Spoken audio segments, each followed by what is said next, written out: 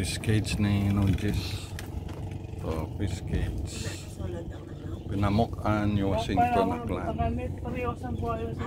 Ano may buhay na nun. Kaya kami butang payag. Oh. Parang ganun. Kita pinamukan nga ako ng isla. Sin ara to. Pero ka to iba to. Totoo ako na takip. Ito yung green may ulod na. Oo, may ulod na rin. Dayambag o.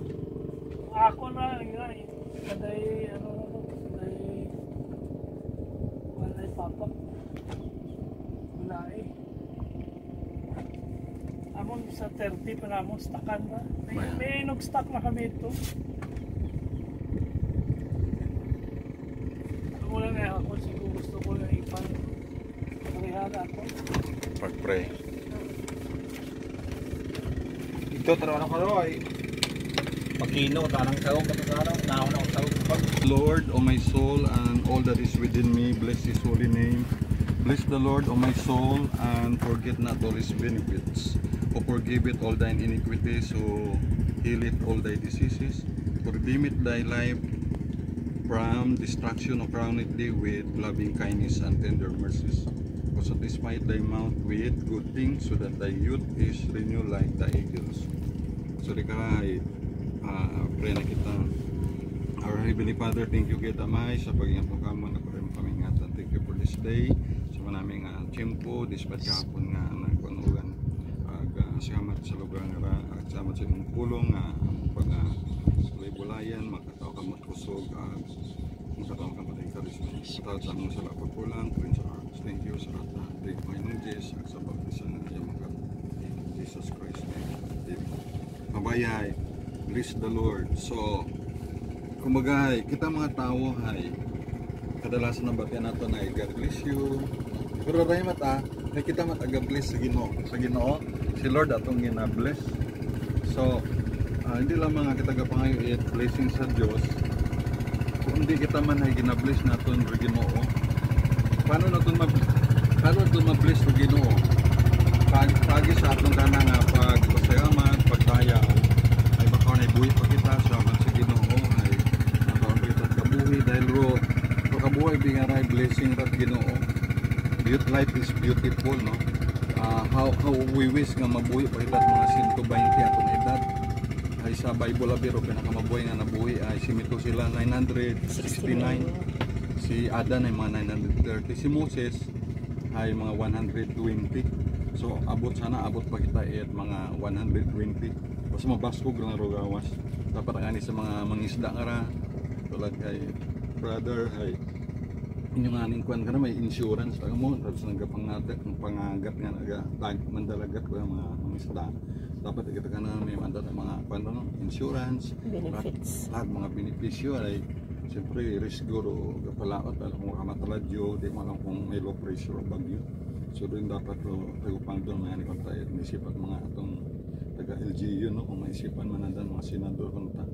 So siyempre may pamilya mayroon blessing man ro mangisda kasi kung lahat ng tao ay mangkaranon hiwa tiga pangisda kung lahat ng tao ay milyonaryo at gapamanday wa gapasuriro ani ay ro Ginoo man ay gintawan kita kanya-kanyang role na hindi man tanan ay pastor hindi man tanan ay mayor kumbaga kanya-kanyang role nga enjoy alam ko na enjoy man ni mano ro anang pagingkan man ni maro kung sa mga barko ay kapitan ray kata man ako mag-drive ay ginakuan man may kuan lang siyempre ay kanya-kanya kitang rules sa atong pangabuhi. Mayroong employer, may employer sinong Diyos ay employer, may employee may mo ginapasweldo nga mga katawan. So i-bless naton ro Ginoo pagi sa atong pagpasalamat kana. Dahil man namin ang attitude sa atong kabihin nga tiyok ta magpasalamat sa Ginoo. Kung pasalamat kita sa Ginoo ay naila ko imong magtao it mga bugna mga blessing. Agato nga kagag nakaton bless His holy name. Bless the Lord, O my soul. O atong kagag kay atong pag-i-bless ro Ginoo. Hindi kalimutan ro ana mga benepisyo. Ro benepisyo Ginoo ay kababo taro kung bato-bato naton ay abutan kita gabi ay di mo ubos. Ro kabuhi mismo benepisyo ro busog benepisyo Ginoo ro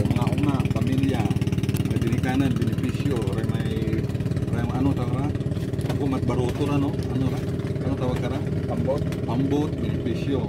Amo itong benepisyo sa aton nga kabuhi, personal, sa pamilya, ag sa komunidad. Kaya nga nga karagatan ay benepisyo. Salamat ay malayo kita sa China. Kasi kumapit mo sa China na, masenda pa nga tuwod. Malayo kita sa West Philippines Sea ay basi patiraya ando mga tuwod.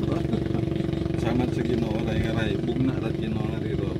Kaya nga lugar nga ni Washington, wakit ragaluma, kami kita tambag ko, ni Washington, New Gilata. So please the Lord and forget not all His benefits.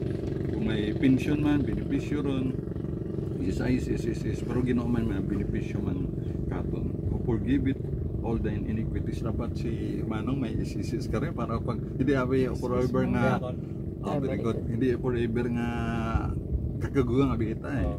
So at least kung imo nga man o next generation magabuo sa maging kapitan iya ira nga pambot, at least ay hoy man kita nga may edad yon, o forgive it rin benepisyo agra verse 3, o forgive it all the iniquities. Nga Ginoo man ay nagkapatawad sa atong mga saga. Tanan man kita ay makasaga, ako makasaga, tanan nga tawo makasaga. Si Lord Jesus man ang wait saga dahil ito ay mahulin sa langit, anak ni Birhen Maria, at namatay sa krus para atong mga saga ang bayran.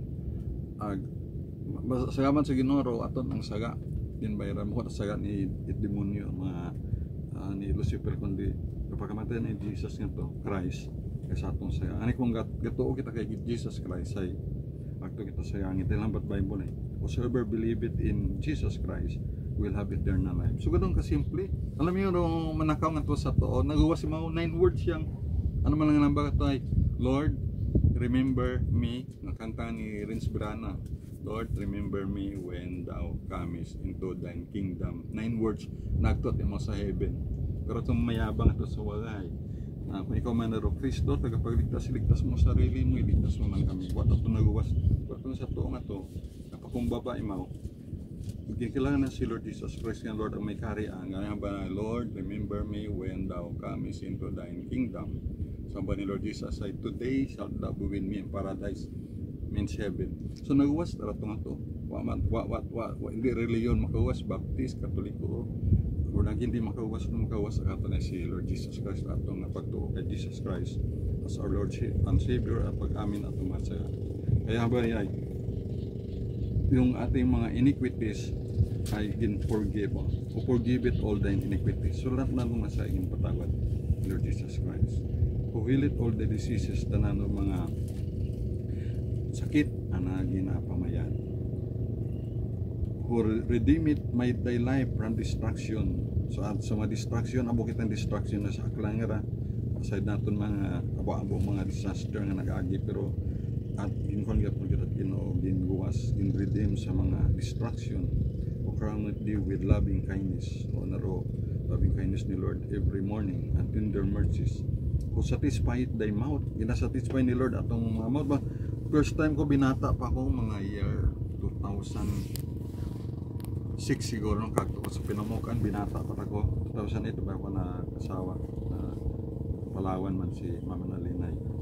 First time nagkaon niya sa Pinamukan. Ito Pinamukan no? Kato ay tagmayos po kami namin tagampasit tayo kanamin amit ngani masatisfy ka na sa imo nakaon kay nung 10 taon man to ko pinaadlang ato nga bangos ay kanami man ro lasa. So satisfied thy mouth with good things. Pero sa mga taga-iyas ko sa Washington ay mas inasumo ko ito sa sumo ko sa Nabaligya. Nabaligya na tayo. Siyempre nasanay pero kung ikaw kali nasawa ka na. Pero kung ikaw kali ay first time mo ka na namin, so masatisfied your mouth with good things so that the youth is renewed like the eagles.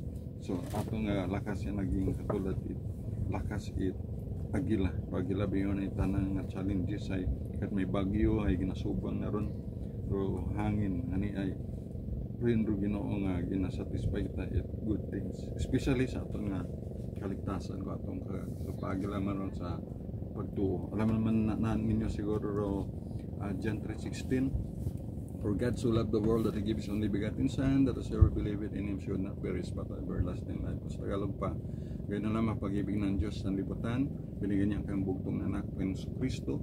Kung sino man sumampalataya sa Kanya, sa Panginoong Hesus, hindi mapahamak doon sa impyerno, kundi magkaroon ng buhay na walang hanggan sa langit. Yan. Kasi ang langit ay tatlo yan. Yung verse 7, James chapter 5 verse 18, the heaven that gave rain. Second heaven, the stars fall down from heaven. Matthew 24:29. Kaya yung galaxy Milky Way, yun yung second heaven. At yung third heaven, 2 Corinthians chapter 12 verse 2 to 4, doon nakatira ang Diyos in third heaven. So napaka-exciting ang lugar kung imo lang basahan ro Bible matuod ay may unang nag-explain ay manami may mga Bible study kahit mga 15 minutes ay makataw ba kasi aba ni Lord Jesus di lamang tayo nabubuhay sa tinapay physical bread kundi sa bawat salita ng Diyos na matawi sa bibig ng Diyos sa spiritual kasi ang ating part ng ating body ay body, soul, spirit. Yung body kakabuhi, yung soul naman ito yung ikaw nasasaktan kalooban, yung spirit God's consciousness. Kaya maganda sa atong kitang mga Pilipino ay nandun natin na God's consciousness. So wish the Lord nga rayang blessing na ipag-pray natin sa Ginoo. Kaya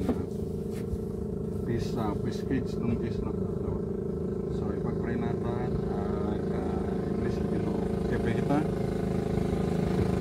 let's pray. Our God, our Father in heaven, maraming salamat po sa araw na ito.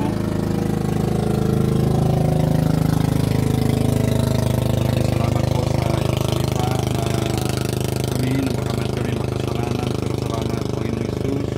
Kayo po ay nagsakripisyo ng inyong buhay. Binigyan niyo po ang inyong buhay dun sa krus ng Kalbaryo para kami mga pagsalanan ay yung niligtas ang bawat isa na ng palataya na nanalig sa inyo.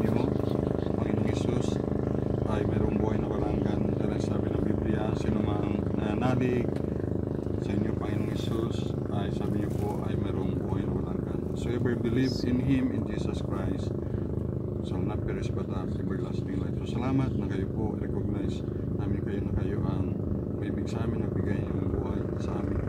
At namin na namin kami ay makasalanan ng mga tao. At salamat na kami ay binigyan mo ng pag-asa. If we can praise Jesus Christ to be our Lord and Savior, thank you rin sa mga blessing na yan, Panginoon. At ngayon po, dalangin po namin dito sa Peace Kids ni Nunges. Kayo po ang mag-bless at kayo po ang mag-provide ng mga needs, Panginoon, dito. We pray din, Heavenly Father, na ang mga caretaker dito ay tulungan niyo po, ingatan at kahit yung mga pambot na Nunges at sa kanyang mga kapitan at napagamit ay kailangan mag-ingat. Tulungan niyo and their family also, bless them also, bawat mga may kabahagi dito sa Peace Fund, Peace Kids at lahat ng mga resources, Panginoon, na ito ay blessing galing sa inyo, Panginoon. We recognize ang iyong kapangyarihan dahil sa aming sarili wala rin kaming magagawa, Panginoon. Lahat ng blessing meron kami sa inyo lahat.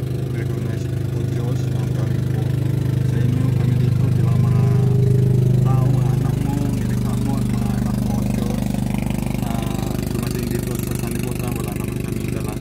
At alis rin kami dito na wala rin kami madadala. So we pray, Heavenly Father, na kayong patuloy na lumabay, magpala sa lugar na to ng Peace Cage ni Nunges, na kayo ang mag-bless, magkaroon ng good harvest, maraming harvest na makatulong sa mga dito, sa mga caretakers, sa komunidad at sa bawat pamilya, Panginoon, magkaroon ng income para rin sa kabutihan at prepare din sa pinamukan ng Diyos mo rin, Panginoon, yung Peace Fund doon, Panginoon. At ang bawat isa na nandito, salamat sa kanilang presensya, sa kanilang time, sa pakikinig, at prepare din, Father, ang provision mo na mga needs pa, pag-repair dito o ano pa man. We pray at kung ano pang mga hindi nabanggit ni Nunges na nasa kanyang puso ay kayo po mag-honor pa nito, magpala, Panginoon. We pray lugar na ito yung protection ng Panginoon sa mga kalamidad, protection na niyo po gano'n sa mga taong walang takot sa inyo, Panginoon. At we pray rin kahit yung may ibang mga peace kids rin, Panginoon, dito, pangabuyan ng mga tao man, ikaw man, bless man, maging maayos na ng Panginoon. Ever and Heavenly Father, sabayin niyo po ang gawa ng kaaway na siya nag-hadlang sa pagpapala. In Jesus Christ's name we pray na kayo po ang Panginoon na maghadlang at salamat na sa inyo Panginoong Sus ay tagumpay po kami. Victory in Jesus. So salamat rin sa Holy Spirit at sa inyong salita at patawad sa mga pagkukulang pagkasala at ingatan niyo rin po ang mga pamabot at yung kapitan sa mga sakay. Ingatan po po na ng Panginoon. At kung meron pa kami o Diyos na mga nakalimutan na ipag-pray, nalapit namin sa inyo na all the best Panginoon para dito sa lugar na Pinamukhaan, Washington, lalo na kay Puntis, Cascades, Peace Band, sa pangabuyan ng kada isa sa kanyang mga caretaker yung bless mo pa especially sa ng Diyos at pamilya bawat isa dito pagpalanin po. Salamat po na marami ito po rin ang caretaker na nakita at patawad sa pagpapalala at maging masaya po kami at maging maalala pa namin palagi at mapasalamatan kayo. Hindi namin kalimutan ang mga benepisyo mo Lord na binibigay sa amin, aming buhay, bigay sa inyo kalakasan, pamilya, especially buhay na walang gana sa aming panampalataya sa Panginoon Kristo. Sa muli, sa iyo lang. Ang glory, Heavenly Father, thank you for loving us. We love you. In Jesus Christ's name. Amen. Thank you for watching. Keep safe. God bless. Ito mga kasama ko sa Bible study. Yan, attention lahat. At sa prayers. So, praise the Lord. Glory to God. Thank you for watching. Keep safe. God bless. Bye-bye.